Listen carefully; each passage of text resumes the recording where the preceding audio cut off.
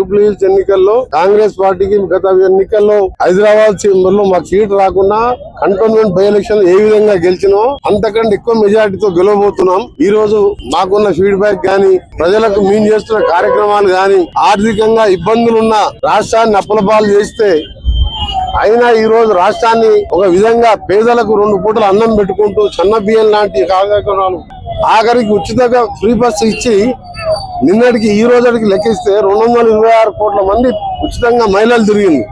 200 యూనిట్ల కరెంట్ కానివ్వండి, ఇవాళ గ్రామీణ ప్రాంతాలలో గానీ, పట్టణాల్లో బస్సుల్లో గానీ, జూబ్లీస్ కాన్ఫరెన్స్ తీసుకున్నాం. 86% మంది ఇవాళ ఇక్కడ పేదవాళ్ళు ఉండేది. మొత్తం మెయిన్ జూబ్లీస్ అంతా కూడా ఖైరతాబాద్ పోతుంది. ఇలాంటి ప్రాంతంలో కాంగ్రెస్ పార్టీ రావాలని కోరుకుంటారు. తప్పకుండా 30 నుంచి 50,000 మధ్యలో మెజార్టీతో గెలవబోతున్నాం. రేవంత్ రెడ్డి గారి నాయకత్వంలో ఆగిపోయిన ప్రాజెక్టులు, నిన్న SLBC ప్రాజెక్టు వేసిన ముఖ్యమంత్రి గారు మేము కూడా అటు ప్రాజెక్టులు ఆగిపోయిన పూర్తి చేసుకుంటూ సంక్షేమ కార్యక్రమాలు చేస్తున్న ఏకైక ప్రభుత్వం ఈ రోజు ఇది. 76,000 ఉద్యోగాలు ఫిలప్ చేసిన ప్రభుత్వం ఇది. తప్పకుండా ఈ 3 కాదు, వచ్చే 5 ఏళ్ళు కూడా రేవంత్ రెడ్డి గారి నాయకత్వంలో కాంగ్రెస్ ప్రభుత్వం ఉంటుంది.